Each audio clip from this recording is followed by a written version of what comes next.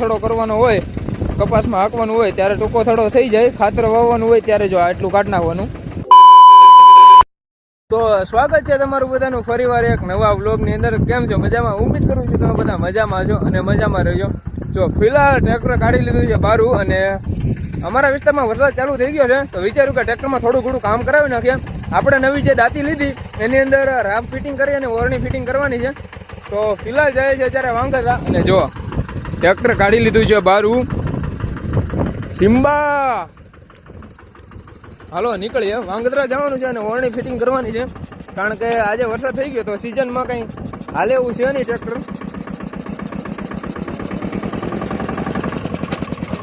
પપ્પા અને ભાઈ આવે છે પાછળ ગાડી લઈને, કારણ કે આમાં બેસવાની જગ્યા તો આવતી નથી, એટલે મેં કીધું તમે ગાડી લઈ લો, હું ટ્રેક્ટર લઈ લઉં. અને જો જાય છે, આપણે બધું જોડી લીધું છે પાછળ, ઓરણી અને શેન ને બધું લઈ લીધું છે એનું.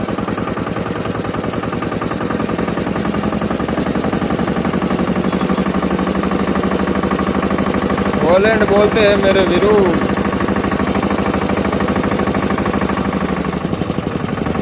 बहुत देरी फोन આવે, કોનો ફોન આવે? ઉપાડવો નથી, 1 મિનિટ. જો આની અંદર જે પાના રાખ્યા છે, કારણ કે ડેકીમાં બહુ પાના સમય એમ નહોતા, એટલે થેલીમાં નાખી દીધા છે પાના.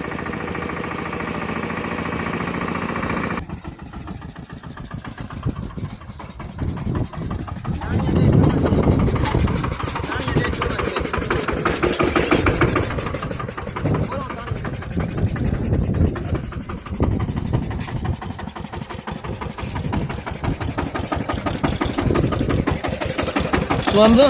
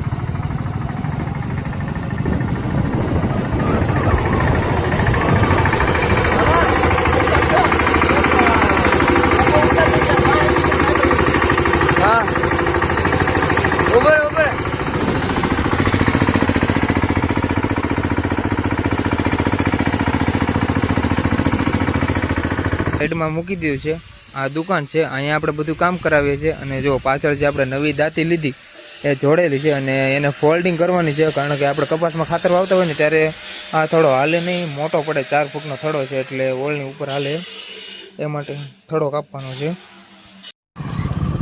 આપણે પાછા વાંગત્રાથી વીએવા છીએ ઘરે, અને જે આપણે ઓલું ફોલ્ડિંગ કરવાનું છે ને એમાં સપોર્ટ ઘરે પીડ્યો છે, તો સપોર્ટ લઈને જવાનું છે પાછું. અને જો આ ગાડી આ વખતે ઘરે મૂકી દેવાની છે, અને ઓલી ગાડી લેતી જવાની, કારણ કે એ ગાડીની અંદર શેન પડે છે અને થોડી પ્રોબ્લેમ છે ગાડીની અંદર. એ ગાડી લઈ જવાની છે અને આ ગાડીને ઘરે મૂકી જવાની છે. આજે એક પાઇપ લઈ જવાનો છે વેલ્ડિંગ કરવા માટે, જેના લીધે ફોલ્ડિંગ થઈ જાય સરખી રીતે. ને આ એવો પાઇપ નથી, તો આ ગાડીને ઘરે મૂકી દઈએ. મને તેને કહેતા બોલવું પડે ન્યૂ હોલેન્ડ હો,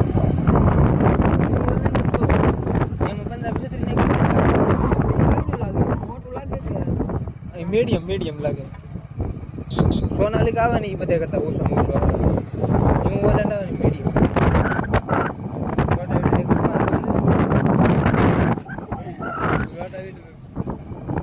સેટિંગ વિના હોય ને બધું પાગડતા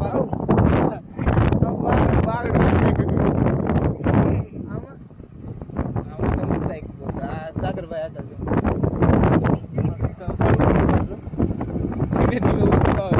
વરસાદ થઈ રહ્યો દાટી દે. હા રહેવા દે જોઈએ. જોઈએ દાબતો નહીં જાય એ શરૂ કર્યું છે. હવે કઈ 12 વાગ્યા.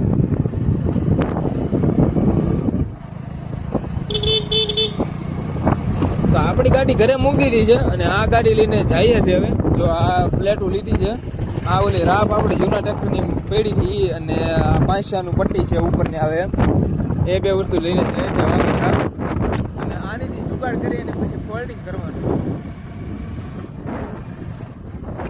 જોઈએ ફરી છોટા છોટી ગઈ ઊભી રાખો ઉછેટ ને રિવર્સ લઈ લે આવો દે પાછી આવો દે ઉખડી ગઈ.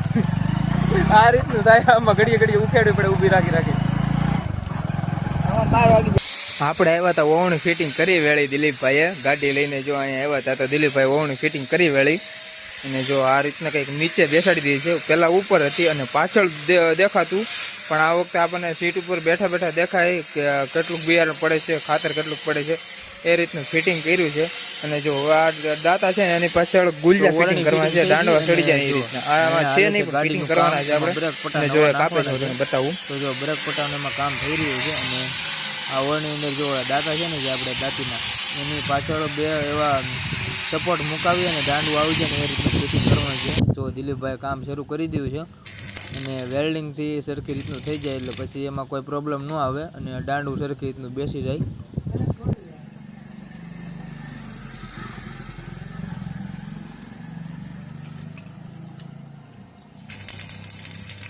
ગુલિયાનું થઈ ગયું કામ કમ્પ્લીટ અને જો હવે બે બટના એક દાંતો ખોલી નાખવાનો છે અને ફોલ્ડિંગ કરવાનું છે એટલે થોડોક આપવાનો છે.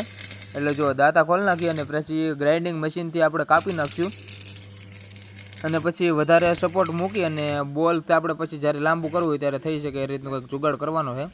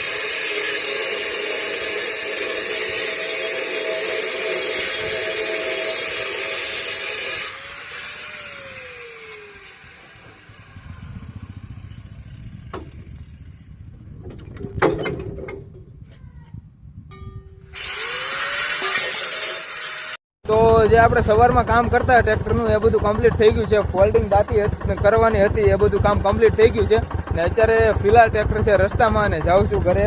પણ ફરીવાર તમને બધાને એકવાર લુક ચેક કરાવવું જાય કેમ થાય. 1 2 અને 3 જોઈ લો આ રીતનું કંઈક ટ્રેક્ટરનું લુક આવે છે. ગાડી આવે છે, હું તમને બતાવું, 1 મિનિટ સમજો.